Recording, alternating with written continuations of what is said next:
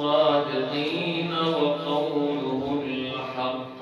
بسم الله الرحمن الرحيم.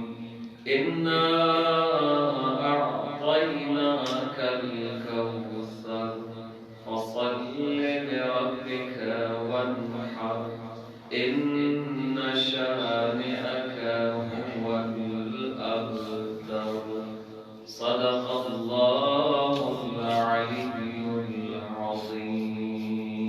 صلوات اللهم صل على محمد وآل محمد. عزیزان گرامی قدر و عزاداران شہزادی کونین بی بی صدیقہ طاہرہ فاطمہ الزہرا سلام اللہ علیہا، اللهم صل على محمد وآل محمد.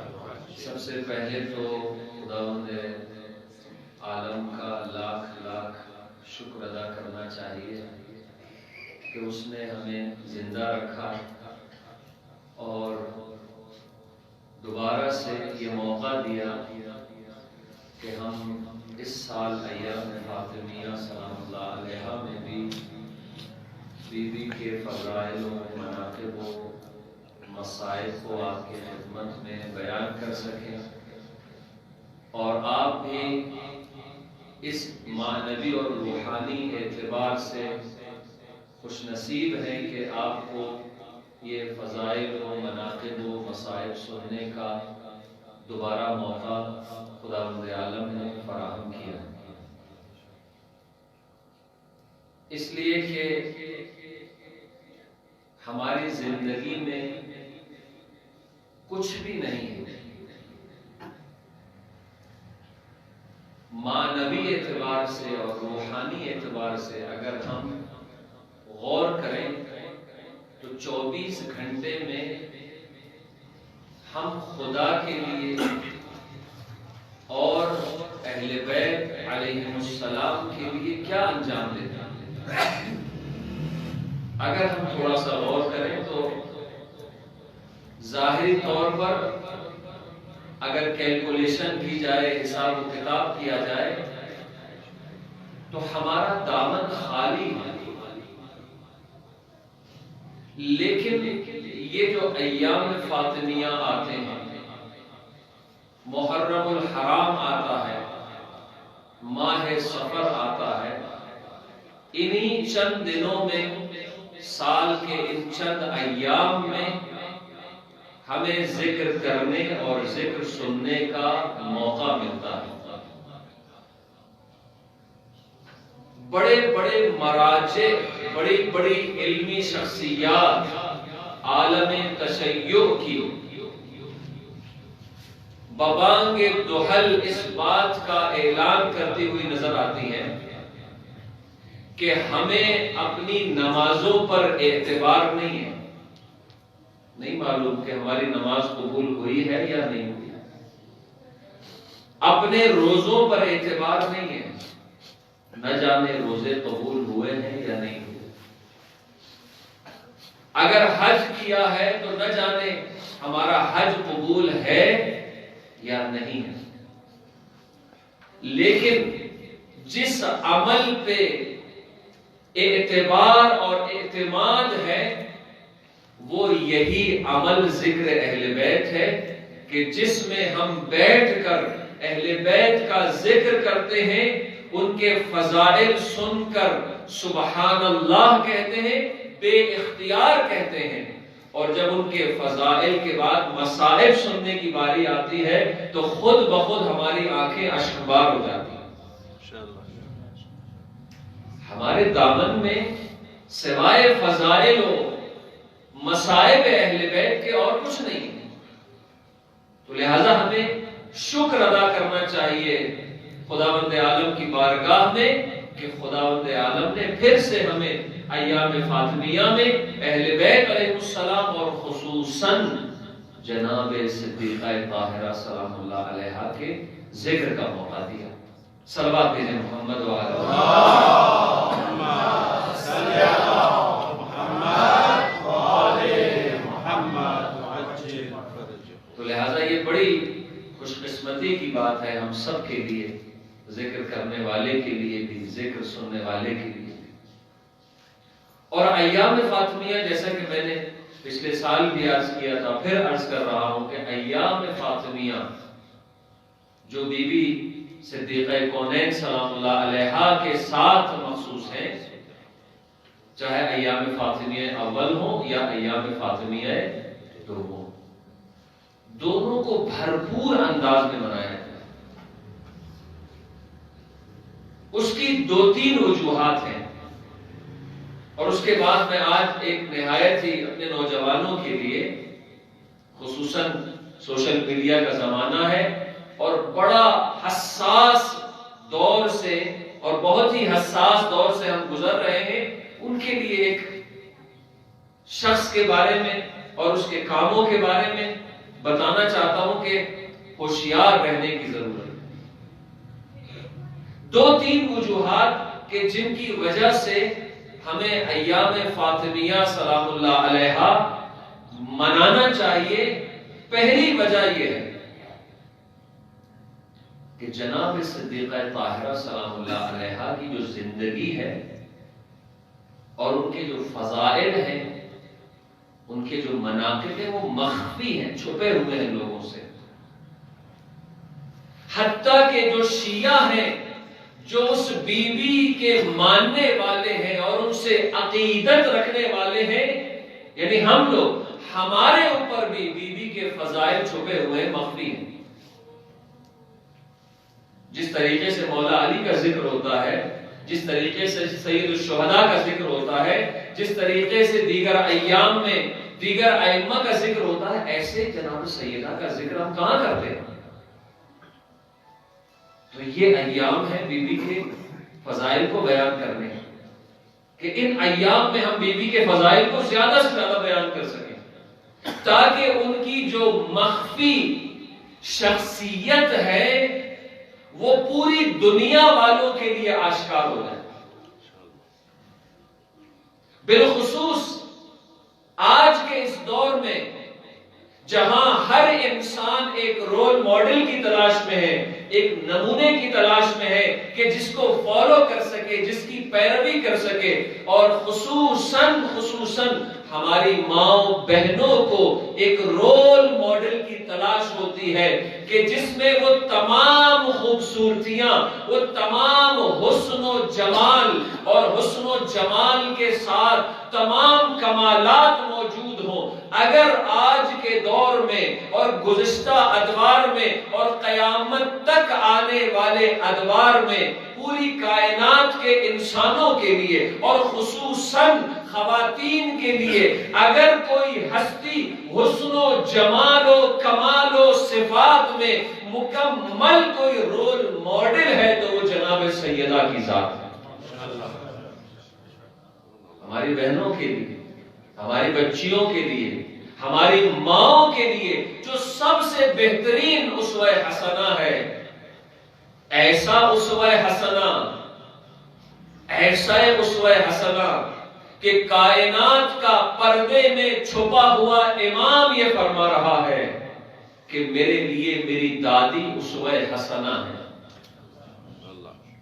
کہ جو بی بی امام زمانہ کے لیے اسوہ حسنہ ہو تو پھر وہ بی بی پوری کائنات کے لیے اسوہ حسنہ ہے، بالخصوص خواتین کے لیے۔ لہذا ایک وجہ یہ ہے کہ جناب صدیقہ طاہرہ کے جو فضائل ہیں، جو مناقب ہیں، وہ مخفی ہیں، چھپے ہوئے ہیں، چونکہ اس بی بی نے پوری زندگی چھپ کر گزاری ہے، خاموشی کے ساتھ گزاری ہے، اس لیے اس بی بی کا ذکر جتنا زیادہ ہوگا، ان کے فضائل جتنا زیادہ آشکار ہوں گے، دنیا والے اور دنیا کی خواتین اس بی بی کو اپنے لیے اسوہ حسنہ قرار دیں گے۔ جب ان کے پیچھے چلیں گے تو ایک نئی جنریشن وجود میں آئے گی، ایک نئی نسل وجود میں آئے گی، جو نسل پاک و طاہر ہوگی۔ جناب صدیقہ طاہرہ کے فرامین کے مطابق جب مائیں اور بہنیں اپنے بچوں کی تربیت کریں گی تو ایک نئی جنریشن وجود میں آئے گی۔ اہل بیت کے چاہنے والوں کی جنریشن، اہل بیت کے محبین کی نسل وجود میں آئے گی. اور وہ کب وجود میں آئے گی؟ کہ جب ہماری بہنیں واقعاً سچے دل کے ساتھ جناب سیدہ کو اپنا رول ماڈل بنا لیں اور ان کی پیروی کریں. ایک وجہ یہ. دوسری وجہ یہ ہے کہ جناب صدیقہ طاہرہ سلام اللہ علیہا کی جو زندگی ہے، ٹوٹل مکمل جو زندگی ہے، ولادت سے لے کر شہادت تک کتنے سال کی زندگی گزاری؟ آپ سب کو پتا ہے 18 سال کی زندگی. 18 سال کی زندگی میں اس بی بی نے 4 یا 5 سال کی عمر سے لے کر شہادت تک کبھی آسودگی کے ساتھ زندگی نہیں گزاری. آسودگی سے مراد یہی جو مادی آسودگی کہلاتی ہے، اچھی زندگی مال و منال کے ساتھ، عیاشی کے ساتھ، جس میں زندگی کی تمام سہولیات بیوی کو میسر ہوں، نہیں گزاری. جب اپنے بابا کے گھر میں تھی، جناب خدیجہ سلام اللہ علیہا صلوات محمد صلی اللہ محمد وآلہ محمد. جب جناب خدیجہ سلام اللہ علیہا بچپن ہی میں جناب صدیقہ طاہرہ سلام اللہ علیہا چھوٹی ہیں، والدہ گرامی کا انتقال ہو جاتا ہے. لیکن اس وقت جو مراحل تھے پیغمبر کی زندگی کے، انتہائی کٹھن دور سے پیغمبر گزر رہے تھے، کہ جب کفار و مشرکین پیغمبر کو تانا دیتے تھے، پیغمبر کو اذیتیں پہنچاتے تھے، پیغمبر کو پتھر مارتے تھے، پیغمبر کو ساحر، جادوگر اور مجنون کہتے تھے. اس وقت کتنا سخت دور تھا. تو ایسا تو نہیں ہے کہ پیغمبر پر جو سختیاں گزر رہی ہیں وہ سختیاں بیوی پر نہ گزری ہوں. اب آپ تصور کریں کہ جب بابا خون میں لہو لہان گھر پہ آتا ہے اور یہ بچی 5 یا 6 سال کی معصوم بچی ہے، چھوٹی عمر ہے، اس وقت اپنے بابا کے چہرے مبارک کو، ان کے خون کو صاف کرتی ہے، تو اس معصوم بچی کے دل پہ کیا گزرتی ہو؟ آپ ذرا تصور کریں کہ آپ کے گھر میں ایک چھوٹا سا بچہ ہو، چھوٹی سی بچی ہو، اور باپ خون میں نہایا ہوا گھر آ رہا ہے. کفار و مشرکین پیغمبر کو پتھر مارتے تھے. کئی بار پیغمبر زخمی ہو کے گھر تشریف لائے. گھر میں کون ہے؟ پیغمبر کی زوجہ نہیں ہے، دنیا سے جا چکی ہے. کون ہے جو پیغمبر کی مدد کر رہا ہے، پیغمبر کو حوصلہ دے رہا ہے، پیغمبر کے چہرے کا خون صاف کرتا ہے؟ کون ہے کہ جب پیغمبر کے اوپر کسی ظالم نے، کسی کافر نے ایک جانور کی اوجڑی پھینک دی اور پیغمبر اس غلاظت کے ساتھ، ظاہری غلاظت کے ساتھ جب گھر تشریف لائے ہیں، تو وہ بچی ہے کہ جس نے اپنے ننھے ہاتھوں سے ایک کپڑے سے اپنے بابا کے چہرے کو صاف کیا. کیا یہ زندگی بیوی کی آسودگی کی زندگی تھی؟ بچپن سے سختیاں گزاری ہیں. اور اس کے بعد جب مولا کائنات کے گھر میں بیاہ ہوا، شادی ہو گئی اور مولا کے گھر میں گئی، تو عام طور پر ہماری بہنوں کو، ہماری بچیوں کو توقع ہوتی ہے کہ ہم شوہر کے گھر میں جائیں گے. یہ کوئی بری توقع نہیں ہے، اچھی توقع ہے، کیونکہ شوہر کی ذمہ داری ہے کہ جب شوہر کے گھر میں جائیں گے تو ایک نئی زندگی کا آغاز ہوگا. شوہر محبت کرنے والا ہوگا، ہماری مادی ضروریات کا خیال رکھنے والا ہوگا، ہماری روحانی اور معنوی اور نفسیاتی طور پر وہ ہمیں جب محبت دے گا تو ایک نیا سکون عورت کو ملتا ہے. جناب سیدہ جب امیر المومنین کے گھر میں آئیں تو محبت کی کمی نہیں تھی، روحانیت کی کمی نہیں تھی، اس لیے کہ یہ تو وہ گھرانہ ہے کہ جہاں روحانیت کی ابتدا ہوتی ہے. جہاں سے روحانیت پنپتی ہے، جہاں سے جو روحانیت کا مخزن ہے، جو روحانیت اور معنویت کا معدن ہے، محبت میں کمی نہیں تھی اور عشق میں کمی نہیں تھی مولا کی طرف سے، لیکن مادی ضروریات میں کمی ضرور تھی۔ آپ کو پتا ہے کہ صدیقہ طاہرہ نے مولا کے گھر میں آنے کے بعد کئی دن فاقوں سے گزارا، بھوک کے ساتھ گزاری ہے زندگی،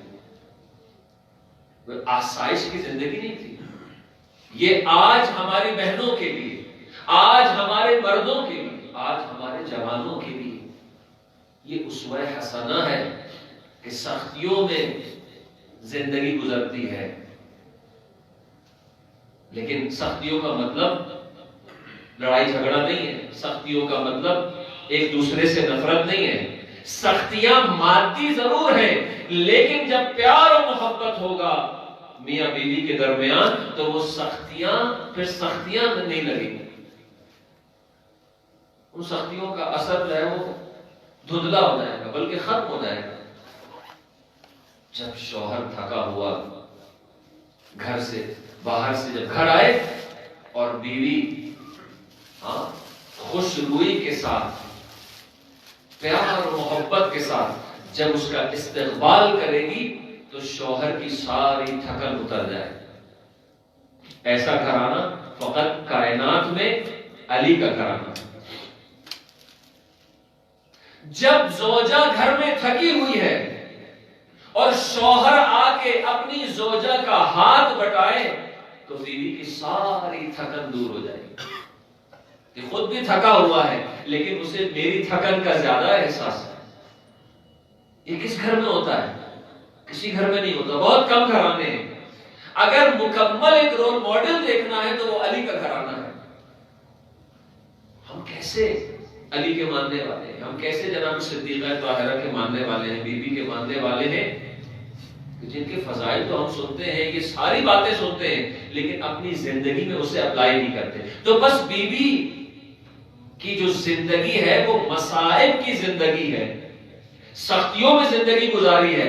لہذا ان ایام فاطمیہ کو منانے کا دوسرا مقصد یہ ہے کہ ہماری ماؤں بہنوں کے لیے، ہمارے جوانوں کے لیے، ہمارے مردوں کے لیے بی بی اور امیر المؤمنین کی سیرت کو بیان کیا جائے کہ کس طریقے سے انہوں نے سختیوں میں زندگی گزاری، فاقے کرتے ہوئے زندگی گزاری، لیکن ان کی محبت میں روز بروز اضافہ ہوتا چلا گیا۔ یہ اس بی بی کے ذکر کو بیان کرنے کا دوسرا مقصد ہے ان ایام فاطمیہ میں، ان کی گھریلو زندگی کو بیان کیا جائے۔ یقین کریں آج بہت زیادہ ضرورت ہے بی بی کے اس پہلو کو، ان کی زندگی کے اس پہلو کو بیان کرنے کی بہت زیادہ ضرورت ہے۔ جانتے ہیں کیوں اس کی ضرورت ہے؟ کہ ہمارے معاشرے کے اندر، مسلمانوں کے اندر جو خاندان ہے وہ بکھرتے جا رہے ہیں، جو خاندان ہے وہ منتشر ہوتے جا رہے ہیں، شرح طلاق میں اضافہ ہوتا چلا جا رہا ہے، گھر میں میاں بیوی کے درمیان محبتیں ختم ہوتی جا رہی ہیں، طلاق کی شرح میں اضافہ ہوتا چلا جا رہا ہے، جھگڑے روز بروز زیادہ ہوتے چلے جا رہے ہیں۔ اس لیے اس بیوی کی سیرت کو بیان کرنے کی ضرورت ہے۔ فاقوں میں زندگی گزاری لیکن کبھی علی سے شکایت نہیں کی، اچھا لباس بدن پہ پہننے کے لیے تھا نہیں، لیکن بی بی نے کبھی علی سے شکایت نہیں کی، اچھا کھانے کے لیے گھر پہ نہیں ہے، لیکن بی بی نے کبھی مولا علی سے شکایت نہیں کی۔ یہ دوسری وجہ ہے۔ اور تیسری وجہ جو سب سے زیادہ اہم ہے، جو ایام فاطمیہ منانے کی سب سے اہم وجہ ہے، اور وہ یہ ہے کہ بی بی پر جو مصائب دوسرے لوگوں نے ڈھائے وہ مصائب بیان کیے جائیں، اور بی بی پر جو ظلم کیے گئے ہیں اس ظلم کو بیان کیا جائے، تاکہ دنیا بیوی کی حقانیت کو سمجھ جائے اور دنیا کے سامنے بیوی کا سچ واضح ہو جائے اور جو ان کے مد مقابل ہیں وہ جھوٹے ثابت ہو جائے. صلوات بھیجے محمد و آل محمد.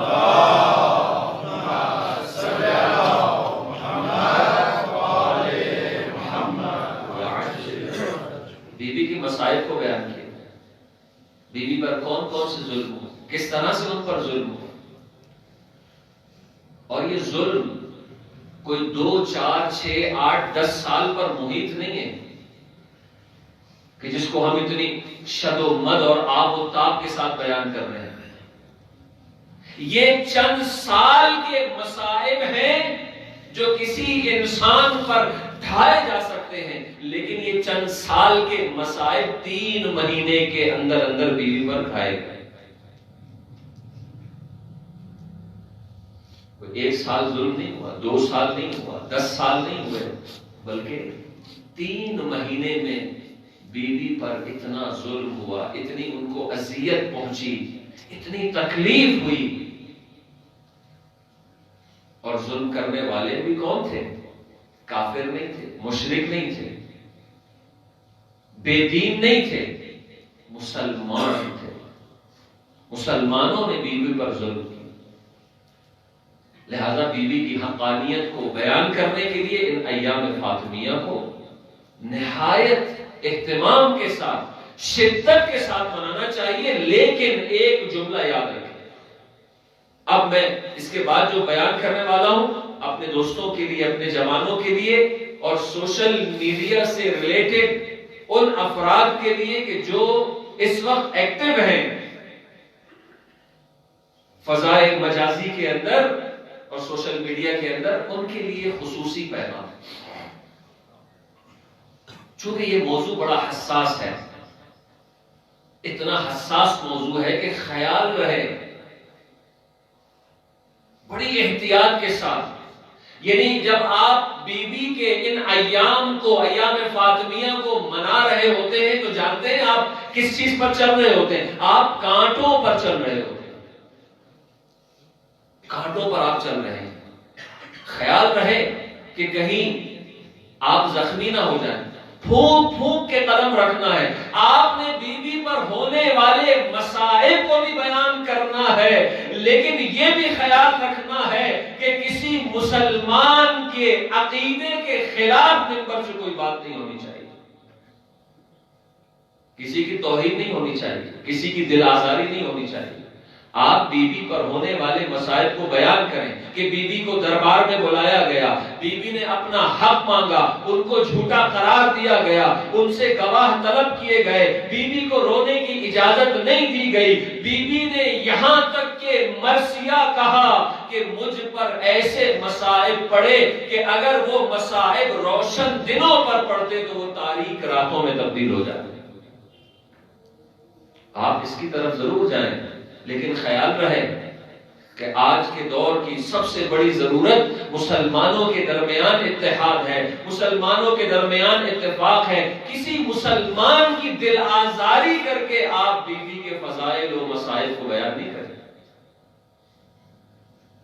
اگر بیان کرنا ہے استدلال کے ساتھ، اگر بیان کرنا ہے دلیل کے ساتھ، اگر بیان کرنا ہے تو باہمی احترام کو ملحوظ خاطر رکھتے ہوئے آپ بیوی کی زندگی کے بارے میں گفتگو کریں. لیکن افسوس کے ساتھ پوری دنیا میں، خصوصاً ہمارے پاکستان میں، بعض اہل منبر دوسرے فرقے کی توہین کرتے ہوئے نظر آتے ہیں،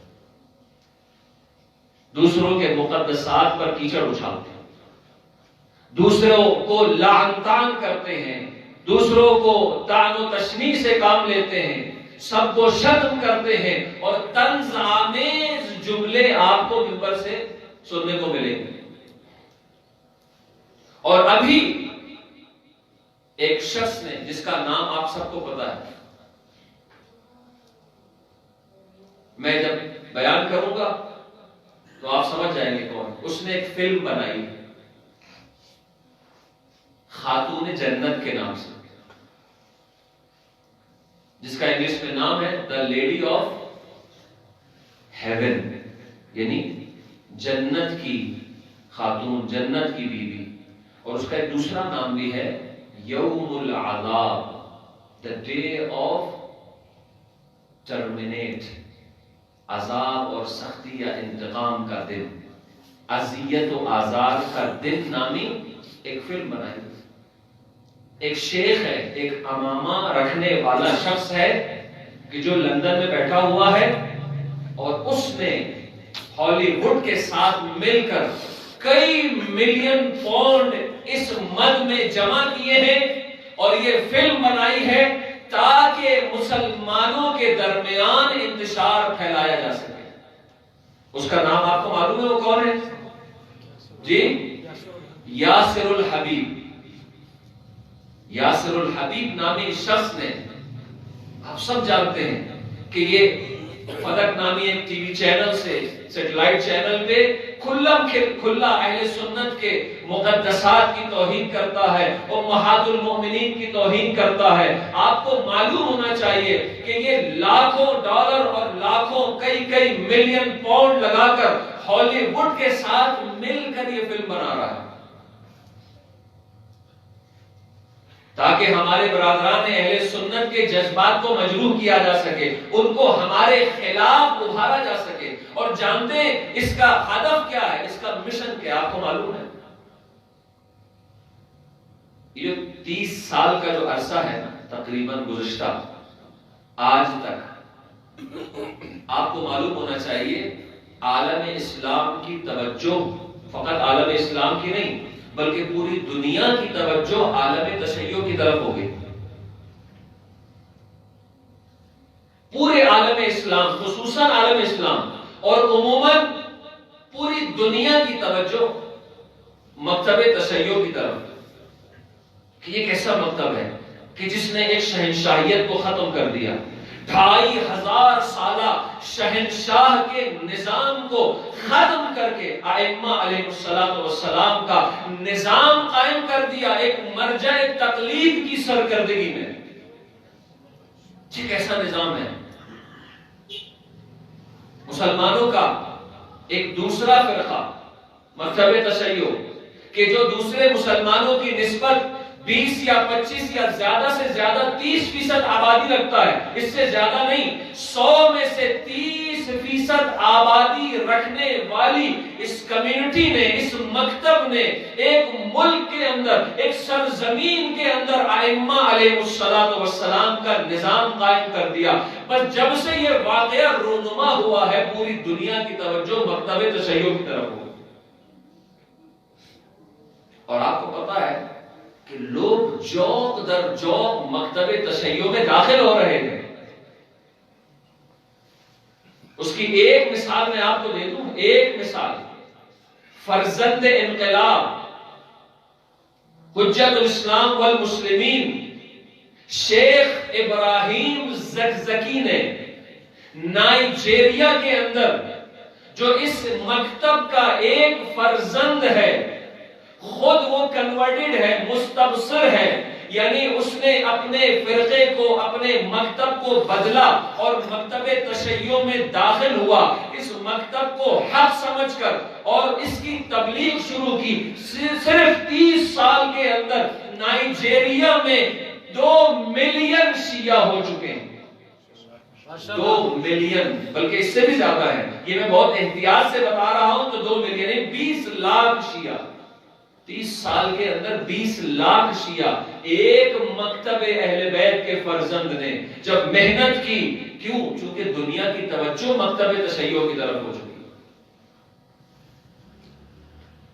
تو اب جب دنیا والوں نے دیکھا کہ یہ مکتب نائجیریا میں اس طرح سے پھیل رہا ہے، افریقہ میں اس طریقے سے پھیل رہا ہے، یورپ اور امریکہ اور آسٹریلیا کے اندر اس طریقے سے پھیل رہا ہے، تو اب اسے پھیلنے سے روکا جائے۔ کس طریقے سے روکا جائے؟ اس کا ایک طریقہ یہ ہے کہ ان کے درمیان، مسلمانوں کے درمیان جو بڑا فرقہ ہے ان کو اس مکتب سے دور کر دیا جائے،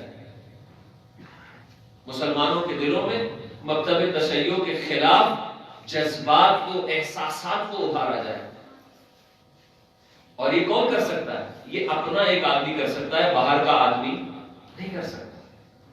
لہذا ہمارے منبروں سے بعض خطبہ، بعض ذاکرین اور دوسرے ممالک کے اندر اس طرح کے یہ افراد، یاسر الحبیب جیسے افراد جو کھلا علی الاعلان منبر سے، ٹی وی چینل سے تبرہ کرتے ہیں، تاکہ عرب ممالک کے اندر جو مکتب تشیع کے لیے ایک نرم گوشہ پیدا ہوا تھا اور لوگوں کی توجہ مکتب تشیع کی طرف ہوئی تھی، ان کو اس سے دور کر دیا جائے، یہ ہدف۔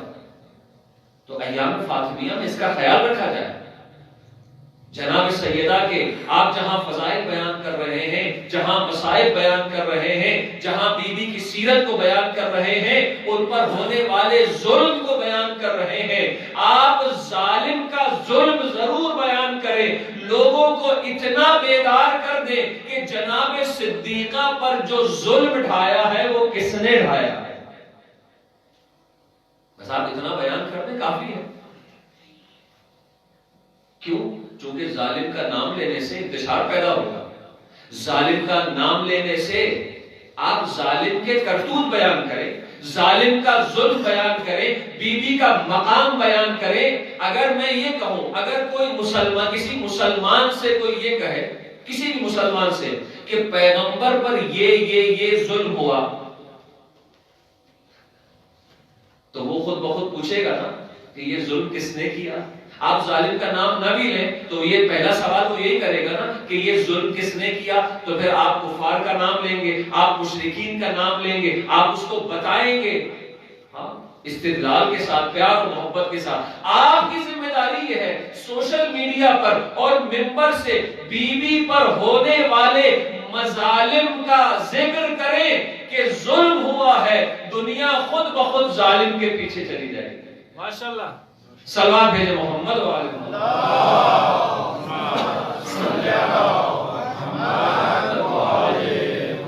دنیا خود ظالم کو تلاش کرے، جس نے ظلم کیا، جس نے بھی ظلم کیا ہو، جس نے بھی اہل بیت پر ظلم کیا ہو، دنیا خود تلاش کرے۔ آپ صرف لوگوں کو بیدار کریں، لوگوں کی توہین نہ کریں، لوگوں کے مقدسات کے خلاف بات نہ کریں۔ لوگوں کے مقدسات کے خلاف بات کریں گے تو وہ آپ سے دور ہو جائیں گے، یعنی آپ پہلے ہی مرحلے میں ناکام ہو جائیں گے، اپنے بھائیوں کو اپنے سے قریب نہیں کر سکیں گے۔ کیوں؟ وجہ کیا ہے کہ جناب صدیقہ طاہرہ سلام اللہ علیہا کو شیعہ بھی مانتے ہیں، سنی بھی مانتے ہیں، مسلمانوں کے تمام فرقے بی بی کو سیدہ نساء عالمین کے لقب سے یاد کرتے ہیں۔ آپ بی بی پر ہونے والے مظالم کو بے شک بیان کریں۔ کیوں؟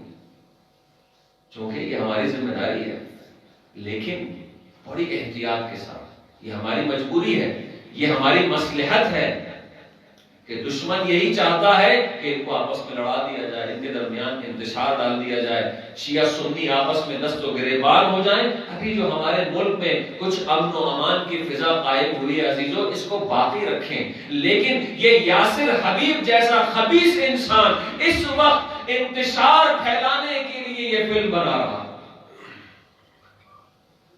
وہ فلم ابھی ریلیز نہیں ہوئی، وہ ابھی آئی نہیں ہے، لیکن جو خبریں آ رہی ہیں وہ یہی آ رہی ہیں کہ اس نے مسلمانوں کے عقائد کے خلاف کھلا نفرت انگیز مناظر پیش کیے ہیں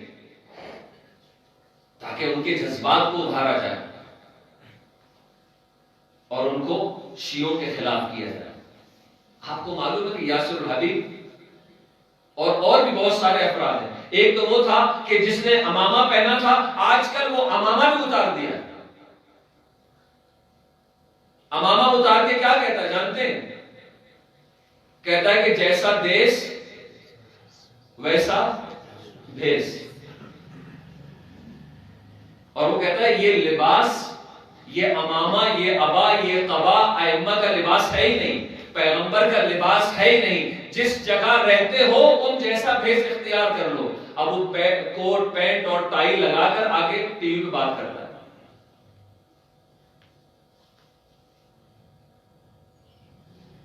تو اس کا مطلب ہے کہ تمہیں اپنے مکتب پہ اتنا اعتبار نہیں ہے، اتنا اعتماد نہیں ہے، اس امامے اور ابا قبا کی اتنی عزت تمہاری نظروں میں نہیں ہے کہ اب تم نے وہ اتار کے پھینک دیا ہے اور اب ٹائی لگا کر آپ جو ہے دین کی تبلیغ کر رہے ہیں۔ یہ لوگ ہیں جو فرقہ واریت پھیلا رہے ہیں، اور یہ ہمارے اندر بھی ہے، اس طرف بھی ہے، اور ان دونوں کو ایک ہی جگہ سے مدد مل رہی ہے، ایک ہی جگہ سے کمک مل رہی ہے، ایک ہی جگہ سے ان کو تزریق کیا جا رہا ہے، انجیکٹ کیا جا رہا ہے، تاکہ یہ دونوں مل کر، یہ آپس میں دوست ہیں، پتہ ہے آپ کو، یہ جو ہمارے اندر یاسر الحبیب جیسے افراد ہیں اور ادھر جو تکفیری ٹولہ ہے، آپ کو پتہ ہونا چاہیے یہ آپس میں دوست ہیں۔ کیوں؟ چونکہ ان کا مرکز ایک ہی ہے، ایک ہی جگہ سے ان کو ڈالر اور پاؤنڈ ملتے ہیں۔ ایک سلوات بھیجیں محمد و آل محمد۔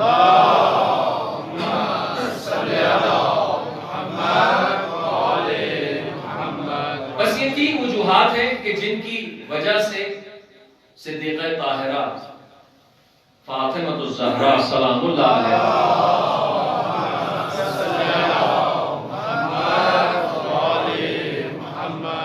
ایام یعنی ایام فاطمیہ کو منانے کی ضرورت ہے، ان کے فضائل، ان کی سیرت اور ان پر ہونے والے مظالم کو بیان کیا، تو ہماری ذمہ داری ہے۔ بی بی کے فضائل کیا ہے؟ بی بی کے فضائل کو اگر ہم اپنی کتابوں سے بیان کریں گے تو دنیا کہے گی دیکھو یہ اپنی کتابوں سے بیان کر رہے ہیں، اپنی کتابوں میں تو ہوگا۔ بی بی کے فضائل برادران اہل سنت کی کتابوں کے اندر اتنے زیادہ فضائل ہیں کہ کم از کم 20 بڑے محدثین اور مفسرین نے پیغمبر اکرم ختمی مرتبہ صلی اللہ علیہ وآلہ وسلم اہل سنت کے 20 بڑے محدثین اور مفسرین کہ جن میں اہل سنت کے سب سے بڑے محدث امام بخاری جن کی کتاب صحیح بخاری ہے، اس کتاب کے اندر امام بخاری نے جناب رسول خدا کی زبان مبارک سے یہ حدیث نقل کی ہے کہ پیغمبر نے فرمایا کہ فاطمہ سیدۃ ہذہ الامہ و فاطمہ سیدۃ نساء العالمین، کہ فاطمہ سلام اللہ علیہا اس امت اور عالمین کی عورتوں کی سردار ہے، اور ایک روایت کے اندر آیا ہے سیدۃ نساء المؤمنین، مومنین کی جو عورتیں ہیں ان کی سردار جناب سیدہ ہیں۔ اس امت کی عورتوں کی سردار بھی ہیں، بلکہ عالمین، تمام عالمین کی عورتوں کی سردار جناب صدیقہ طاہرہ سلام اللہ۔ جہاں یہ روایت ہمارے برادران اہل سنت کی کتابوں میں ہے، وہاں یہ روایت بھی موجود ہے بہت صراحت کے ساتھ کہ پیغمبر خدا صلی اللہ علیہ وآلہ وسلم نے ارشاد فرمایا،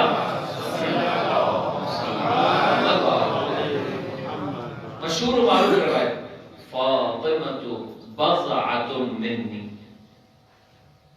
فاطمہ میرا ٹکڑا ہے، من آذاہا فقد آذانی، کہ جس نے اسے اذیت پہنچائی اس نے مجھے اذیت پہنچائی، ومن آذانی فقد آذى اللہ، اور جس نے مجھے اذیت پہنچائی اس نے اللہ کو اذیت پہنچائی۔ یہ روایت فقط ہماری کتابوں میں نہیں ہے عزیزو، ہمارے اہل سنت بھائیوں کی کتابوں کے اندر، بڑی کتابوں میں۔ اور ایک اور روایت جو اہل سنت کی کتاب میں نے دیکھی، البتہ انٹرنیٹ پہ میں سرچ کر رہا تھا تو وہاں یہ روایت ملی کہ ایک دن مولا کائنات امیر المؤمنین علی ابن ابی طالب علیہ السلام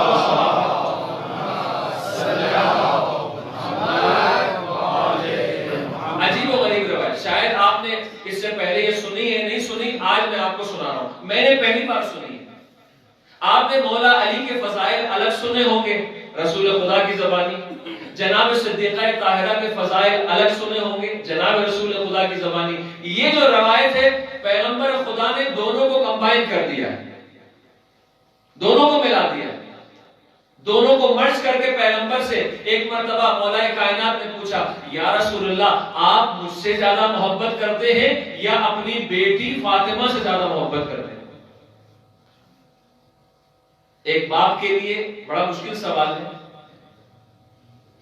اب بیٹی بیٹی ہوتی ہے، بذرائے رسول ہے، خاتون جنت ہے، سیدہ نساء العالمین ہے، لیکن دوسری طرف پوچھنے والا کون ہے؟ مولا کائنات ہے، ید اللہ ہے، نفس اللہ ہے، عین اللہ ہے، اسد اللہ ہے و اسد رسول اللہ ہے. اب جب یہ تمام فضائل پیغمبر نے دیکھے کہ دونوں طرف پلڑے بڑے بھاری ہیں، ایک طرف علی ہے اور دوسری طرف فاطمہ ہے، تو ایک مرتبہ پیغمبر نے جواب دیا کہ اے علی میں فاطمہ کو تجھ سے زیادہ چاہتا ہوں اور تجھے فاطمہ سے زیادہ چاہتا ہوں. علی فاطمہ کو تجھ سے زیادہ چاہتا ہوں اور تجھے فاطمہ سے زیادہ چاہتا ہوں، یعنی دونوں کو برابر کر دیا. یعنی پیغمبر فرما رہے ہیں کہ تیری اور علی جناب سیدہ کی منزلت میری نگاہ میں ایک ہے، کوئی فرق نہیں. یعنی میں اگر اپنے الفاظ میں کہوں نا، اپنے الفاظ میں اس حدیث کو اپنے الفاظ میں پیش کروں کہ گویا پیغمبر تو نعوذ باللہ میں نہیں کہہ سکتا کہ پیغمبر کو سمجھ میں نہیں آ رہی تھی کہ میں کس کو زیادہ چاہتا ہوں. میں اپنے الفاظ میں یہ کہنا چاہتا ہوں کہ پیغمبر گویا یہ فرمانا چاہ رہے ہیں کہ میرے لیے یہ تشخیص دینا مشکل ہے کہ میں کس کو زیادہ چاہتا ہوں، علی کو زیادہ چاہتا ہوں یا فاطمہ کو. اسی لیے فرمایا اے علی تجھ کو فاطمہ سے زیادہ چاہتا ہوں اور فاطمہ کو تجھ سے زیادہ چاہتا ہوں.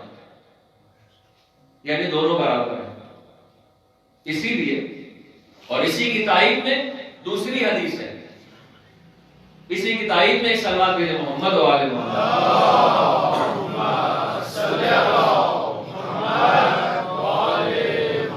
اسی کی تائید میں کہ دونوں ہستیاں برابر ہیں، جناب سیدہ کی ذات اور مولا علی کی ذات. آپ یہ مت سمجھیں کہ چلو علم میں تو علی و فاطمہ برابر، عبادت میں علی و فاطمہ برابر. ہو سکتا ہے کہیں ہمارے ذہن کے گوشے میں ہو کہ جناب امیر المومنین کا تو مقام ہی کچھ اور ہے، علی کی شجاعت تو کچھ اور ہی چیز ہے، فاطمہ کی شجاعت ہمیں نظر نہیں آئی. علی کو تلوار لے کے میدان میں جب نکلتے تھے تو کافروں اور مشرکوں کو گاجر مولی کی طرح کاٹتے تھے، اور بی بی نے کبھی تلوار نہیں اٹھائی. تو عزیزوں نہیں، عورت کو تلوار اٹھانے کی ضرورت نہیں ہے. عورت کی شجاعت الگ ہے، مرد کی شجاعت الگ ہے. شجاعت میں بھی جناب سیدہ علی کے برابر ہے، علم میں بھی علی کے برابر ہے، حیا میں بھی علی کے برابر ہے، عصمت میں بھی علی کے برابر ہے، اور عبادت میں بھی علی کے برابر ہے. ماشاءاللہ. اسی لیے جناب رسول خدا نے فرمایا ایک دن جناب سیدہ سے شادی کا موقع تھا، غالباً مولا علی اور جناب سیدہ کی شادی کا موقع تھا یا کسی اور موقع پر فرمایا کہ اے فاطمہ، اے علی اگر فاطمہ نہ ہوتی، اے علی اگر فاطمہ نہ ہوتی تو کائنات میں تیرا کوئی برابری کرنے والا نہ ہوتا، اور اے فاطمہ اگر علی نہ ہوتے تو کائنات میں تیرا کوئی کفو نہ ہوتا، کوئی ہمسر نہیں ہوتا، کوئی برابری کرنے والا نہیں ہوتا. ایک صلوات بھیجے محمد و آل محمد.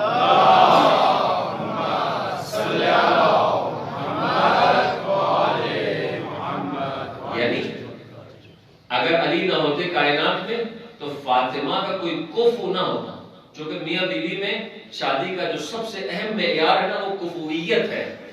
کفو یعنی ہر اعتبار سے دونوں برابر ہیں، علم میں، تقوی میں، شجاعت میں، کمالات میں. اسی لیے قرآن کریم نے کیا فرمایا؟ مومن عورتیں مومن مردوں کے لیے، یعنی ایمان میں برابری ہونی چاہیے. ایسا نہیں ہونا چاہیے کہ ایک مومن ہے، مرد مومن ہو، عورت غیر مومن ہو یا فاسق و فاجر ہو، اور یا عورت مومنہ ہو، مرد فاسق و فاجر ہو. یہ نہیں ہونا چاہیے. دونوں مومن برابر ہوں. ایمان میں، تقوی میں، کمالات میں برابر ہوں، اور اسی معیار کو دیکھ کر اپنے بچوں کی شادی کریں۔ لہذا پیغمبر خدا نے یہی فرمایا کہ اے فاطمہ، اگر علی نہ ہوتے تو کائنات میں آپ کا کوئی کفو نہیں ہوتا، یا علی سے فرمایا اے علی، اگر فاطمہ نہ ہوتی تو کائنات میں آپ کی کوئی برابری کرنے والا نہیں تھا، یعنی کوئی کائنات میں علی کے علاوہ فاطمہ کے لیے لائق ہے ہی نہیں جو جناب سیدہ سے شادی کر سکے، صرف علی کی ذات ہے، عرب میں کوئی ایسا انسان نہیں تھا۔ یہ ہے جناب سیدہ کے فضائل، اور وہ حدیث میں نے شروع میں بیان کی، وقت بڑی تیزی سے گزر رہا ہے، کہ جس بی بی کو امام زمانہ عجل اللہ تعالی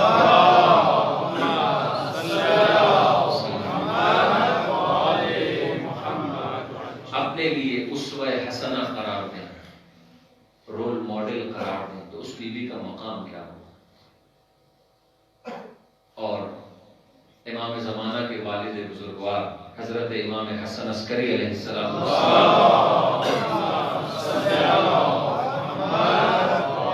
یہ حدیث بیان کر کے میں آج ختم کروں گا۔ آپ تصور کریں، دیکھیں ایک چیز کی وضاحت میں آپ کی خدمت میں کر دوں۔ ہمارے یہاں ایک لفظ استعمال ہوتا ہے حجت تمام کرنا، کہتے ہیں یہ بات میں کر رہا ہوں تاکہ آپ پر اتمام حجت ہو جائے، یعنی حجت تمام ہو جائے۔ حجت کا معنی کیا ہے اور حجت کو تمام کرنے کا معنی کیا ہے؟ یعنی حجت کا معنی عربی میں مختلف معنی، عقل کو بھی حجت کہا جاتا ہے، لیکن کامن جو معنی ہے وہ ہے دلیل۔ مثال دے دوں اپنے نوجوان دوستوں کے لیے، بچوں کے لیے۔ مثال کے طور پر ایک بچہ، ایک نوجوان کسی غلط راستے پہ جا رہا ہے، تو اس کا باپ اس کو نصیحت کرتا ہے کہ بیٹا دیکھو جس راستے پہ تم جا رہے ہو یہ راستہ صحیح ہے۔ مثلا نماز نہیں پڑھتا تو باپ اس کو نصیحت کرتا ہے، دیکھو بیٹا قرآن میں ہے، حدیث میں ہے، پیغمبروں کی سیرت میں ہے کہ سب نمازی تھے، سب عبادت گزار تھے۔ پھر اگر شیعہ ہے تو وہ باپ جو ہے اپنے بچے سے کہے گا دیکھو بیٹا تم شیعہ ہو، تم مومن ہو۔ ہاں، تمام ائمہ نے اپنی زندگی میں نماز پڑھی، اور اتنی نمازیں پڑھی ہیں کہ کائنات میں کوئی ان جیسا نمازی ہے ہی نہیں۔ خود جناب صدیقہ طاہرہ سلام اللہ علیہا کے بارے میں یہ روایت ان کے فرزند ارجمند امام حسن مجتبی علیہ السلام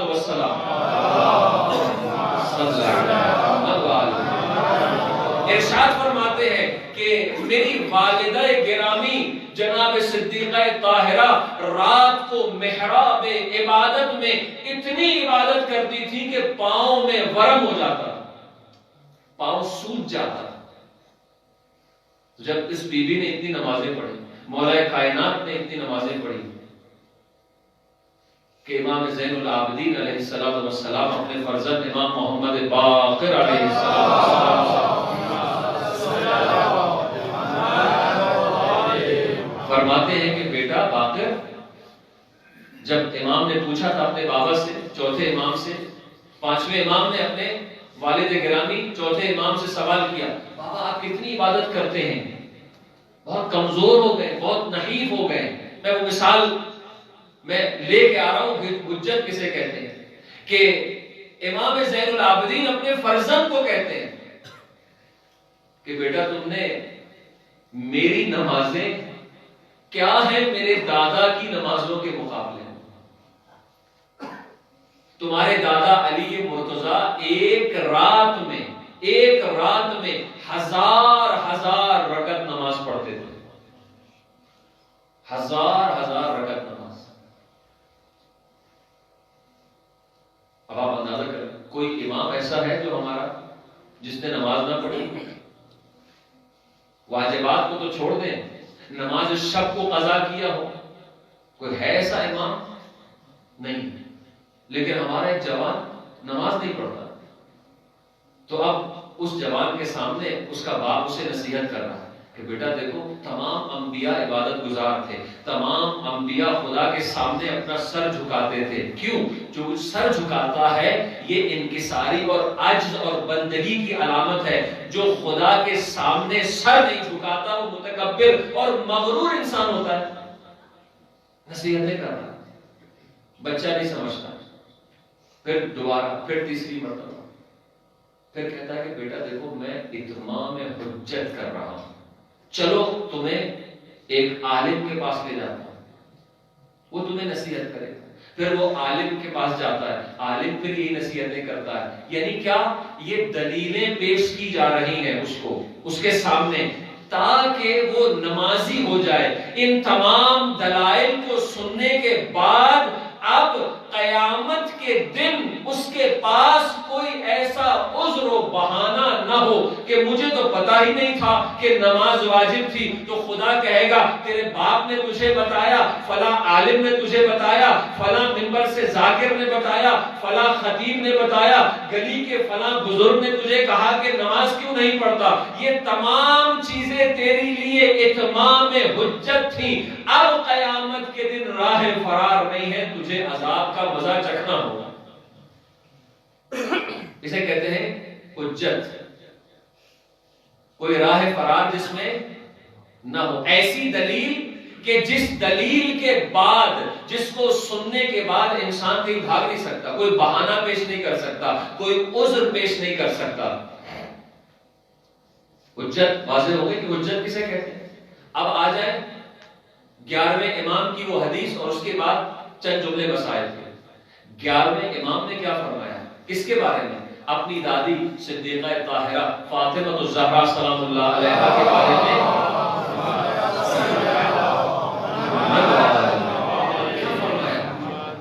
فرماتے ہیں کہ تمام ائمہ کے بارے میں پہلے ایک جملہ ہے، پھر آخری دوسرا جملہ اپنی دادی کے بارے میں فرمایا کہ نحن حجج اللہ علی الخلق، کہ ہم تمام ائمہ یعنی مولا کائنات بلکہ رسول خدا، چونکہ وہ بھی امام ہے، رسول خدا سے لے کر 11ویں اور 12ویں امام تک ہم سب اللہ کی طرف سے تمام مخلوق خدا پر اللہ کی حجت ہیں.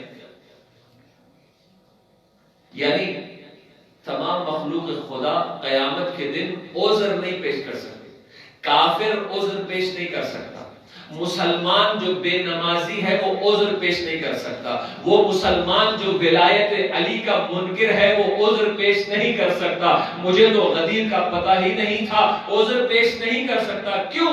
چونکہ غدیر پتہ ہے، غدیر میں تحریف کر کے اپنے عقیدے کو بدل لیا وہ الگ بات ہے، لیکن پیغمبر نے میدان میں من کنت مولا فہذا علی مولا کہہ کر تمام نسلوں تک یہ پیغام پہنچا دیا. بس وہ مسلمان جو علی کی ولایت کا منکر ہے اس پہ اتمام حجت ہو چکی ہے.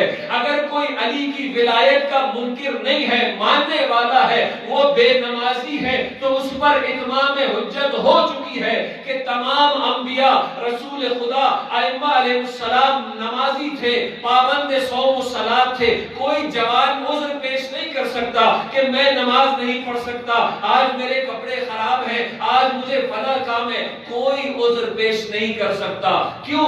چونکہ ہمارے سامنے یہ جو 14 معصومین ہیں یہ ہمارے اوپر حجت ہے. نعرہ حیدری، یہ سب کے سب حجت خدا ہیں ہمارے اوپر. اس کے بعد دوسرا جملہ بڑا عجیب و غریب ہے، اور وہ جملہ جناب صدیقہ طاہرہ سلام اللہ علیہا کے مقام کو سمجھنے کے لیے بہت بڑا جملہ ہے، وہ بھی ایک امام معصوم کی زبان سے. کس کے بارے میں؟ ایک بیوی کے حوالے سے. اور وہ کیا جملہ ہے؟ وَجَدَّتُنَا فَاطِمَةٌ حُجَّةٌ عَلَيْنَا، اور ہماری جدہ حضرت فاطمہ زہرا ہم ائمہ پر اللہ کی طرف سے حجت ہیں. اللہ اکبر. آپ نے سن لیا، میں نے بیان کر دیا. ائمہ کس چیز سے فرار اختیار کرنا چاہتے ہیں کہ جس کی وجہ سے جناب سیدہ کو ائمہ پر حجت قرار دیا. یہ تھوڑی سی وضاحت کر دوں آپ کو تاکہ ایک سلوات بھیجے محمد والی.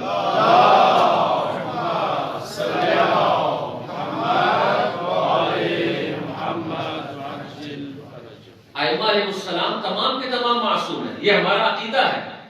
ان سے قیامت کے دن کوئی سوال نہیں ہوگا، خدا ان کو سرزنش نہیں کرے گا. لیکن فرض کیے دیتے ہیں، فرض کر لیتے ہیں چند سیکنڈ کے لیے کہ جناب فرض کریں. میں بار بار یہ کہہ رہا ہوں کہ کوئی یہ نہ سمجھے کہ خدا نخواستہ کسی امام کی میں نے تنقیص کی ہے، ان میں کوئی نقص بیان کیا ہے، کہ فرض کریں کہ کسی امام نے اپنی زندگی میں یا کسی نبی نے اپنی زندگی میں تبلیغ کے کام میں کوئی کوتاہی کی ہوتی تو وہ قیامت کے دن خدا کے سامنے عذر پیش کر سکتا تھا کہ خدایا چونکہ کفار و مشرکین مجھے پتھر مار رہے تھے اس لیے میں تبلیغ نہیں کر سکا، مجھے اپنی جان کی حفاظت کرنی تھی اس لیے میں گھر سے نکلا نہیں. اگرچہ کوئی پیغمبر اور کوئی نبی اس طرح کے کاموں سے ڈرتا نہیں ہے، ہر حال میں جو حکم خدا ہوتا ہے وہ اس کی تبلیغ کرتا ہے. لیکن کسی امام نے کوئی کوتاہی نہیں کی، کسی پیغمبر نے کوئی کوتاہی نہیں کی. لیکن فرض کرے